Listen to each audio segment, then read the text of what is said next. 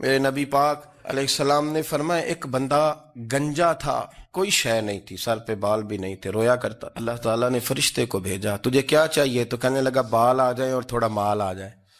فرشتے نے ہاتھ پھیرا تو بال بھی آ گئے تو بکریاں بھی آ گئیں، لائنیں لگ گئیں، مال ہی مال ہو گئے۔ دوسرے کے پاس گیا، وہ کوڑا تھا، اس کو جا کے کہا کیا چاہیے؟ کہنے لگا شفا ہو جائے اور کچھ اللہ تعالیٰ آسانی کر دے۔ شفا بھی ہو گئی، گائیں بھی دے دی، بھینسیں بھی دے دی، مال ہی مال ہو گئے۔ پھر ایک کے پاس گیا، وہ اندھا تھا، تجھے کیا چاہیے؟ اس نے کہا آنکھیں مل جائیں اور کچھ ساتھ اللہ مال دے دے۔ اونٹ ہی اونٹ ہو گئے۔ جب بڑا نواز دیا تو پھر مالک نے امتحان لینے کا ارادہ کیا، یاری تیری سونا ہے پر آزمائشاں بھی تیریاں اگ، آزمائشاں تیریاں، صحیح کہہ رہا ہوں، آزمائشاں تیریاں، یاری تیری سونا ہے پر آزمائشاں تیریاں، اے سونا پرکھیا جامدائی پہلو نال لگاں دے لگ۔ اللہ نے فرمایا آزمائش کرو۔ سب سے پہلے گنجے کے پاس آئے، اسے کہا اللہ کے رستے میں کچھ دیکھا نہیں لگا، میرے خرچے ہی بڑے، دیکھو تو صحیح کتنی مشکل میں وقت گزارتا ہوں، حال ہی کوئی نہیں۔ تو اس نے کہا میں نے تو سنا ہے تو گنجا اور بھوکا ننگا تھا۔ کہنے لگا میں تو جدی پشتی رئیس اعظم ہوں، تجھے کس پاگل نے کہا ہے؟ بھاگ جا۔ اس نے کہا اچھا جیسے تو تھا ویسے ہی ہو جائے۔ کھیت کھلیان اجڑ گئے، پھر سے گنجا ہو گیا۔ حضور علیہ السلام فرمانے لگے، پھر وہ اس کے پاس گیا جو کوڑا تھا، اسے کہا کچھ دے۔ کہنے لگا خرچے ہی بڑے، اب پوچھ لیں کسی امیر آدمی سے، کہے گا چکی کے نیچے ہاتھ ہے میرا، میرے سے زیادہ تو اب پریشان بندہ ہی کوئی نہیں، کیا بتاؤں آپ کو، اتنا ٹیکس ہے، اتنا جرمانہ ہے، فلانی شے، بڑا کچھ گنواتے ہیں لوگ۔ اس نے کہا میں نے تو سنا تو پہلے کوڑا تھا۔ اس نے کہا جا دوڑ جا، میں تو رئیس اعظم ہوں، دادا بھی پردادا بھی اور ساری نسل ہی۔ اس نے کہا اچھا جیسے تو تھا ویسے ہی ہو جائے۔ پھر وہ گیا اندھے کے پاس اور جا کے کہا اللہ کے نام پہ کچھ دے۔ تو کہنے لگا رب کے نام پہ؟ یہ کھڑے ہیں اونٹ، جتنے تیرے دل کرے لے جا۔ اس نے کہا کیا معنی اس بات کا؟ کہنے لگا یار تجھے کیا بتاؤں، میں تو اندھا تھا، میں نے تو کبھی دنیا دیکھی نہیں تھی، پھر اس کریم نے فضل کیا تو مجھے بڑا کچھ دکھایا، میں کیا بتاؤں، میرا دل کر رہا ہے کہہ دوں کہ پھر اس نے کعبہ دکھایا، پھر اس نے روضہ رسول دکھایا، پھر اس نے ریاض الجنہ کے سجدے دکھائے، پھر اس نے اپنے محبوب کے دروازے کی رونقیں دکھائیں۔ اس نے بڑا کچھ دیا، اس نے بڑا نوازا۔ میرے پاس تو شاید میں بدکار پرانا خادم، کسے در ملی نہ ٹوئی، اے واصف یار نے نظر جو کی تھی پھر واصف ہی ہوئی۔ یہ تو اس کا کرم ہوا۔ تو یہ وہ کہنے لگا تو اللہ کے نام پہ جان مانگ، میں وہ بھی دینے کو تیار، میرے پاس تو شے ہی کوئی نہیں تھی، مجھے تو اپنا پتہ ہے، میں تو کوئی شے نہیں تھا، کچھ نہیں تھا میرے پاس، یہ تو ان کا کرم ہے کہ رخ ان کا ادھر ہے، اور مختصر سی میری کہانی ہے، یہ جو بھی ہے ان کی مہربانی ہے۔ تو وہ کہنے لگا میں بھی کچھ لینے نہیں آیا تھا، تیری آزمائش ہی کرنے آیا تھا، تیری عزتیں بھی سلامت رہیں گی، تیرا مال بھی سلامت رہے گا، تیری شفا بھی۔ اپنی زندگی میں کبھی بھی اللہ کی بارگاہ سے توجہ ادھر ادھر نہ کریں، چھوڑیں لوگ کیا کر رہے ہیں، دنیا کیا کہہ رہی، کبھی بھی اپنی توجہ دائیں۔ ہمارا یہ مسئلہ بن گیا کہ ہماری سیاست ہے، ہماری دنیا داری ہے، ہم بندوں کو راضی کرنا چاہتے ہیں، ہم دیکھتے ہیں کون کس طرح، اور آپ یقین کریں آپ تھک جائیں گے، بندے راضی نہیں ہوں گے، وہ نہیں راضی ہوتے۔ آپ ان کو منا کے لائیں گے تو ادھر والے نکل جائیں گے، ادھر کو منائیں گے تو ادھر والے نکل جائیں گے۔ اس چکر سے باہر آئیں، اس رب کو راضی کریں جو فرماتا ہے ان الذین آمنوا وعملوا الصالحات سیجعل لهم الرحمن ودا۔ فرمایا تو ایمان لانے کے بعد نیک عمل کر، میں لوگوں کے دلوں میں تیری محبت پیدا کر دوں گا۔ رحمان لوگوں کے دلوں میں محبت ڈال دے گا، اللہ لوگوں کے دلوں میں۔ اپنی نظر ہمیشہ اپنے رب پہ رکھیں، اتنی لمبی چوڑی دنیا داروں سے امیدیں نہ وابستہ کریں۔ میں نے دیکھا ہے لوگ کاسا لیسی کرتے ہیں، کبھی اس کے دروازے پہ کبھی اس کے دروازے پہ۔ ان چکروں سے باہر آئیں اور اپنے رب کی بارگاہ کی طرف توجہ کریں، استغفار شوق سے پڑھا کریں، اور اکیلے میں نہ، اکیلے میں۔ رئیس المتکلمین مولانا نقی علی خان صاحب رحمۃ اللہ نے لکھا ہے کہ فرعون 500 سال حکومت کر گیا، فرماتے اصل وجہ یہ تھی کہ دنیا جب سو جاتی تھی نا تو اوپر چادر لے کے تو مسلح پہ بیٹھ جاتا تھا اور ہاتھ باندھ کے کہتا تھا رب تو ہی ہے، میرا پردہ نہ کھولنا، مالک تو ہی ہے، کرم نوازی کرنا، میری پکڑ نہ کرنا۔ وہ بے ایمان ہو کے اگر 500 سال ہاتھ باندھے تو گزارا کر لیتا ہے، تو ایماندار ہے، پر مسئلہ یہ ہے کہ تو رات کو بکل مار کے ہاتھ نہیں نہ باندھتا، تو منت نہیں کرتا، تو استغفار نہیں کرتا۔ توبہ کریں تو بچے رہیں، وہ اتنی لمبی حکومت کر گیا چونکہ رات کو کہتا تھا مالک رب تو ہی ہے، لیکن مہربانی فرما میری پکڑ نہ فرما تو اللہ نے تو اس کو مہلت دے دی۔ کافروں کو آج بھی مہلت دی ہوئی نہیں رب نے۔ بڑے بڑے فقیروں کو مالدار ہوتے دیکھا، بڑے بڑے مالداروں کو فقیر ہوتے دیکھا۔ ام ربیعہ کہا کرتی تھیں، بڑی نیک عورت تھی، وہ کہتی ہیں میں بڑے امیر آدمی کی بیوی تھی، اپنے شوہر کے ساتھ چھت پہ بیٹھی تھی تو نیچے فقیر مانگنے والا آیا، اس نے بڑے درد سے صدا کی تو میں نے اپنے شوہر سے کہا کچھ دے دیں، کہا دفع کر، ان لوگوں نے دھندا بنایا ہوا ہے۔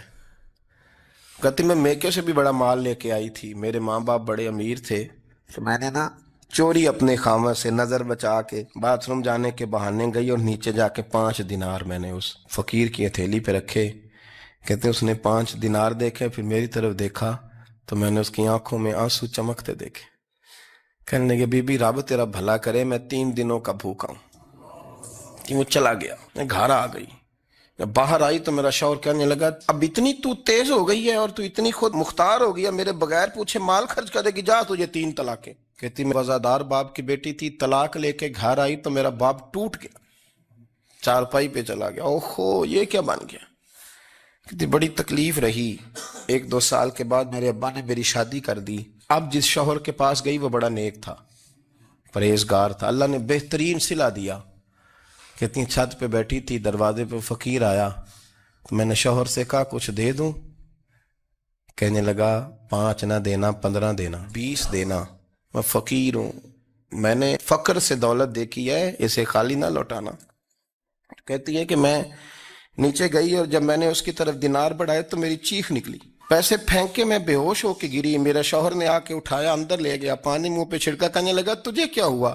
کہنے لگی یہ جو مانگنے آیا یہ میرا پہلا شوہر تھا، وہی تھا جو کہتا تھا کہ تو 5 دینار دے آئیے جا تجھے 3 طلاق۔ معین الملت والدین، عطائے رسول، ہند الولی، غریب نواز، خواجہ معین الدین چشتی، حضرت خواجہ اجمیر، شاہ اجمیر، شاہ اجمیر، والی ہندوستان۔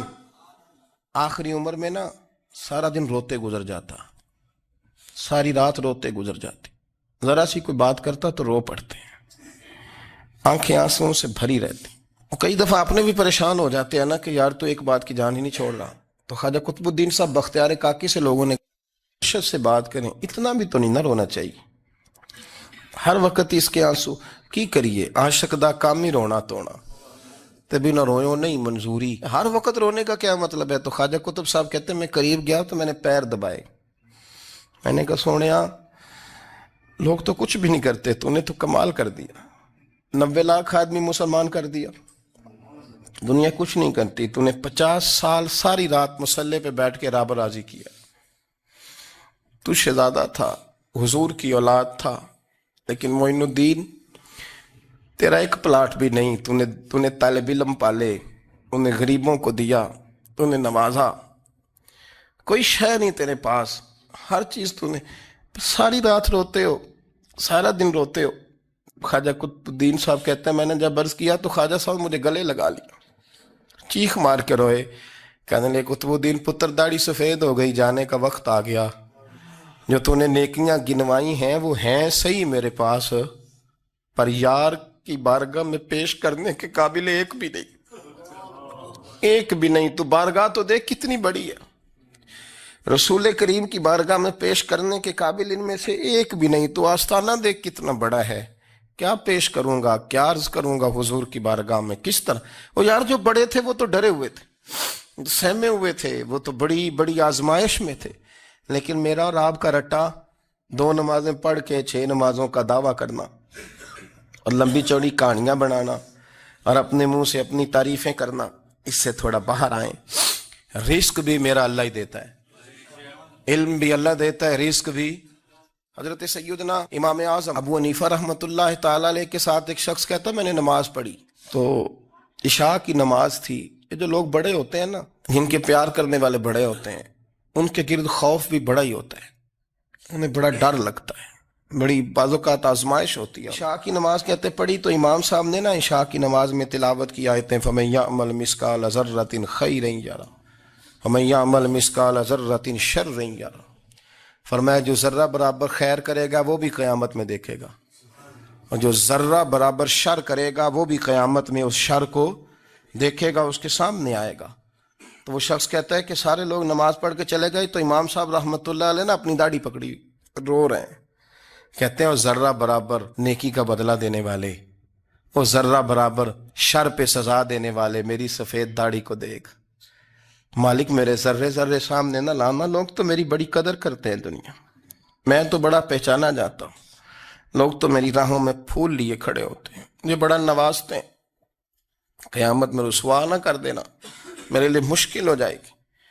وہ کہتے ہیں میں نے امام صاحب کا درد دیکھا، مجھے کوئی کام تھا تو میں چلا گیا، میں نے کہا کہ وہ اس وقت اللہ کے حضور حاضر ہیں تو میں دوبارہ آؤں گا۔ کہتے ہیں میں تہجد کا وقت آیا تو امام صاحب وہیں بیٹھے تھے اور ان کی داڑھی آنسوؤں سے بھری ہوئی تھی اور زور سے داڑھی پکڑی ہوئی، کہنے لگے مالک رسوا نہ کر دینا، قیامت میں رسوا نہ کر دینا۔ یار جو ہدایت یافتہ لوگ تھے وہ تو ڈرے ہوئے تھے، وہ تو سہمے ہوئے تھے، وہ تو کہتے تھے یہ اس کا فضل نہیں، اس نے بلا لیا، یہ اس کا کرم نہیں۔ حضرت باعزید بستامی کسی کافر کو دیکھتا تو رو پڑتے، کہتے مالک تو کتنا کریم ہے، یہ بے ایمان رہ گیا، تو نے اپنے فضل سے مجھے اپنے نبی کا غلام بنا لیا۔ وہ رو پڑتے۔ یہاں تو لوگوں کا دعویٰ ہی بڑا ہے، نمازی اللہ خیر فرمائے وہ تو دوسروں کو گھورتا ہے، وہ کہتا ہے جنت کا میں مالک کو کنجیاں میرے پاس ہیں، میں کسی اور کو گھسنے نہیں دوں گا، اور اگر 2-3 حج کر لے تو پھر تو وہ کہتا ہے کہ اب میرے سے پوچھ کے لوگ جنت میں جائیں گے معاذ اللہ، اور اگر وہ 2 4 5 7 دفعہ کوئی نفل پڑھ لے تو پھر وہ کہتا ہے چھوڑیں جی سارے لوگ بے عمل ہیں، میں اکیلا نیک ہوں۔ نہ ایسا کریں، اپنی توجہ اپنے رب پہ رکھیں۔ جب یہ نظریہ بن گیا، جب یہ ذہن بن گیا کہ پیدا اللہ نے کیا ہے، دینا اللہ نے ہے، عطا کرنے والا اللہ ہے، نوازنے والا اللہ ہے، تو پھر ساری توجہ دنیا داروں کی طرف رکھنا، میں اللہ والوں کی طرف توجہ رکھنے کا قائل ہوں، لیکن وہ بھی کوئی آستانہ ہے کہ جہاں حق مرشد کا نعرہ تو بڑا لگے پر رب کا نام ہی نہ سننے کو ملے۔ یہ بھی کوئی بات ہوئی کہ جہاں یہ تو نعرہ زور سے لگے کہ جیوے جیوے مرشد جیوے، لیکن استغفار کا درس ہی نہ ملے، ہر وقت یہ بتایا جائے کہ یہاں آ گئے تو بچ گئے، کیسے بچیں گے؟ میرے رسول پاک علیہ السلام کا دروازہ سب سے بڑا دروازہ ہے، لیکن میرے دوستو یاد رکھنا نبی پاک علیہ السلام نے بھی لوگوں کو جب رستہ دکھایا ہے تو رب کریم کا رستہ دکھایا ہے۔ میرے رسول کریم سید عالم صلی اللہ تعالی علیہ وسلم نے لوگوں کی اللہ کی جانب توجہ کرا۔ میری بات کو اچھے طریقے سے سمجھیے گا، علم اللہ تبارک و تعالی عطا کرتا ہے تو اسے اللہ کی عطا ہی سمجھنا چاہیے۔ کچھ لوگوں کے پاس علم ہوتا ہے پر علم نافع نہیں ہوتا، وہ ٹامک ٹونیاں مارتے رہتے ہیں ساری زندگی۔ علم کو اللہ کی عطا سمجھیں، اپنی عقل پر اپنے شعور پر زیادہ بھروسہ نہ سمجھیں، نظر اللہ پہ رکھیں۔ حضرت مولا علی شیر خدا کرم اللہ تعالی وجہہ الکریم سے کسی نے پوچھا تھا بڑا عالم کون ہوتا ہے؟ ہمارے ہاں تو اب وہ والے عالم پائے جاتے ہیں نا اللہ ماشاءاللہ، جو ممبر پہ بیٹھتے ہیں تو دعوے ہی دعوے، اس طرح کے عالم ہمارے ہاں پائے جاتے ہیں، وہ ہر بات میں دعویٰ کرتے ہیں۔ یہ مزاج علماء کا نہیں۔ حضرت علی المرتضیٰ سے کسی نے پوچھا بڑا عالم کون ہوتا ہے؟ فرمایا بڑا عالم وہ ہوتا ہے کہ جسے مسئلے کا پتہ نہ ہو تو وہ کہہ دے مجھے نہیں پتا، میں پتہ کر کے بتاؤں گا، غلط بات بیان نہ کرے۔ امام مالک سے کسی نے کوئی مسئلہ پوچھا تو آپ فرمانے لگے مجھے اس سوال کا جواب نہیں آتا۔ وہ کہنے لگا آپ اتنے بڑے امام ہیں تو اس سوال کا جواب نہیں آتا؟ فرمانے لگے اگر مجھے ہر سوال کا جواب آتا پھر تو میں خدا ہوتا، مجھے تو اتنا آتا ہے جتنا میرے رب نے مجھے عطا کر دیا ہے۔ اپنی نظر اللہ پہ رکھیں، نکل آئیں اس معمے سے باہر کہ میں کوئی بلا ہوں، مجھے بڑا پتہ ہے، میرے پاس 6 ڈگریاں ہیں، مجھے 10 جگہ پہ تدریس کا شغف حاصل ہے، اس سے نکلیں باہر۔ قرآن مجید دیکھیے گا، اللہ تعالیٰ نے ارادہ قدرت فرمایا کہ میں حضرت آدم کو بناؤں گا، پھر بنانے کے بعد فرمایا فرشتوں سجدہ کرو آدم کو، سب نے سجدہ کیا الا ابلیس ابا واستکبر وکان من الکافرین، سوائے ابلیس کے، اس نے انکار بھی کیا، تکبر بھی کیا اور کافروں میں سے ہو گیا۔ تو یہ جب اللہ تعالیٰ نے سجدہ کرایا تو کیسے کرایا؟ اللہ تبارک و تعالیٰ نے نا حضرت آدم کو علم سکھایا خود، وعلم آدم الاسماء کلہا، خود اللہ فرماتا کہ میں نے جناب آدم علیہ السلام کو تمام اشیاء کے نام سکھائے، تو وہ چیزیں پھر میں نے نا اللہ فرماتے میں نے فرشتوں پہ پیش کی، میں نے کہا کہ بتاؤ ان کے نام کیا ہے، تو فرشتوں نے جو جواب دیا وہ سمجھنے والا ہے۔ اللہ نے چونکہ خود علم سکھایا تھا حضرت آدم کو لیکن فرشتوں کو نہیں سکھایا تھا، تو اللہ کریم نے فرمایا فرشتوں اب یہ بتاؤ ان چیزوں کے نام کیا ہیں، تو فرشتے کیا کہتے ہیں؟ فرشتے عرض کرتے ہیں قالوا سبحانک لا علم لنا۔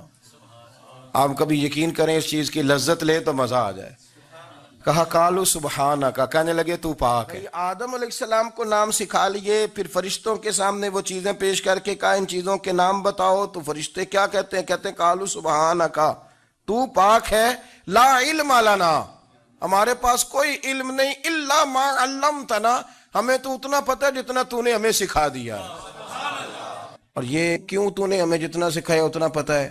فرشتے یہ نہیں کہتے یا اللہ تو زیادہ سکھا، آدم کو دیا تو ہمیں بھی دے، یہ نہیں فرمایا، فرمایا انک انت العلیم الحکیم، اے اللہ تو علم والا بھی ہے اور حکمت والا بھی ہے، تجھے پتہ ہے کس کو کتنا دینا ہے، جتنا تو نے مناسب سمجھا جناب آدم کو دیا، اور جتنا تو نے بہتر سمجھا وہ تو نے ہمیں عطا فرمایا۔ میرے عزیز، علم اگر آپ کے پاس ہے تو اس کو اللہ کی عطا سمجھیں۔ ہمارے ہاں بہت سارے لوگ بن کے بیٹھ جاتے ہیں، میں اکثر کہتا ہوں کہ پھر وہ دعوے کرتے ہیں میرے علاقے والے جاہل ہیں، میرے شہر والے جاہل ہیں، میرے خاندان والے پڑھے نہیں، یہ آپ کا دعویٰ ہے، یہ آپ کو خراب کر دے گا۔ ہم نے بہت سارے ایسے لوگ دیکھے جو بہت بڑے عالم تھے، لیکن اللہ جب لینے پہ آیا تو عقل ہی لے گیا، شعور ہی چلا گیا، حافظے ختم ہو گئے۔ آپ دیکھتے ہیں بڑھاپے میں کچھ لوگ ایسے ہوتے ہیں کہ جن کو یہ بھی یاد نہیں رہتا کہ میرا نام کیا ہے، میں کہاں ہوں، مجھے کدھر جانا ہے، تو اس وقت سے اللہ کی پناہ مانگیں اور اپنی نظر اپنے رب کریم کی جانب رکھیں۔ علم کے بعد ایک چیز آتی ہے جس کا نام ہے ہدایت، جس کا نام ہے تقوی، جس کا نام ہے پرہیزگاری، جس کا نام ہے عمل، عبادت، ریاضت۔ یہ بھی اسی وقت ہی نصیب ہوتی ہے جب میرا رب کریم نصیب فرما دیتا ہے۔ ہم نے نا نیکی کا اپنا اپنا سٹیٹس بنا لیا ہے، اپنا اپنا معیار بنا لیا ہے۔ کچھ لوگ کہتے ہیں کہ جناب مسجد میں سیمٹ کا توڑا دینے سے بہتر ہے کسی غریب کو آٹے کا تھیلا دے دو۔ اب اس نے اپنا مزاج بنا لیا نا نیکی کا، اس نے اپنا سٹیٹس بنا لیا ہے۔ میرا یہ سوال ہے کہ نبی پاک صلی اللہ تعالیٰ علیہ وسلم جب مدینہ شریف آئے تھے تو حضور نے سب سے پہلے غریبوں میں آٹا تقسیم کیا تھا کہ سب سے پہلے مسجد بنائی تھی؟ کیا عجیب لوگوں کا رنگ ہے، اپنی مرضی کی ہدایت، اپنی مرضی کا تقوی، اپنی مرضی کا معیار۔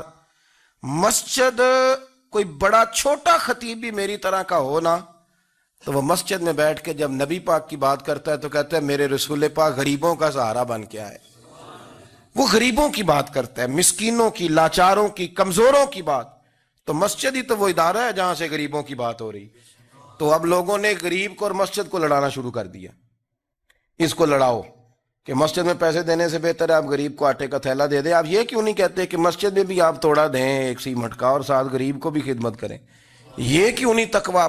اپنی اپنی مرضی کا مزاج، اپنی اپنی۔ کچھ لوگ کہتے ہیں چھوڑو جی، ساری زندگی انسان نماز پڑھتا رہے اور پھر گالیاں بھی دیتا رہے، بندہ داڑھی بھی رکھ لے اور جھوٹ بولنا بھی نہ چھوڑے، تو یہ آپ نے اپنے پاس سے تقوی کا معیار بنایا۔ گالی دینے کا گناہ ہے اور داڑھی رکھنے کا ثواب ہے۔ تو اگر آپ داڑھی رکھے ہوئے ہیں اور آپ کوئی غلطی کر رہے ہیں تو اس سے آپ کی داڑھی کا ثواب ختم ہے۔ آپ کوئی غلطی کر رہے ہیں، داڑھی کا ثواب اس سے ختم ہے، وہ اپنی جگہ پہ قائم ہے چیز۔ اپنی مرضی کا کیوں تقوی کا معیار بناتے ہیں؟ تقوی کا مزاج اپنی مرضی کا نہ بناؤ، اللہ کی بارگاہ سے دعا مانگو کہ یا اللہ ہمیں ہدایت کا نور عطا فرما، اللہ تو ہمیں رستہ دکھا، تو بتا کہ ہدایت کیا ہے۔ تو رب فرماتا ہے اللہ ولی الذین آمنوا، اللہ مومنوں کا مددگار ہے، یخرجہم من الظلمات الی النور، وہ انہیں اندھیروں سے نکالتا ہے اور نور کی طرف روشنی عطا فرماتا ہے۔